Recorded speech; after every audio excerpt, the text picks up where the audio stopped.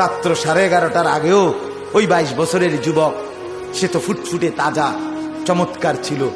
আজকে যখন জোহরের পরে তার লাশ শুয়ে আছে খাটের মধ্যে, মনে হচ্ছে না এই ছেলে কোনোদিন সোজা হয়ে দাঁড়াইছে।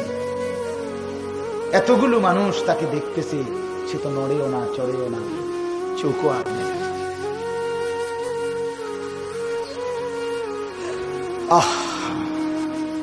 আল্লাহ বলেন ঠিক দুনিয়া এমন।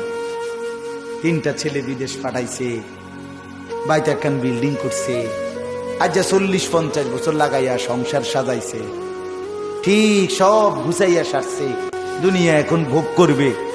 মালাকুল মউত আইসা কইছে, চাচা যাওনের টাইম হইছে।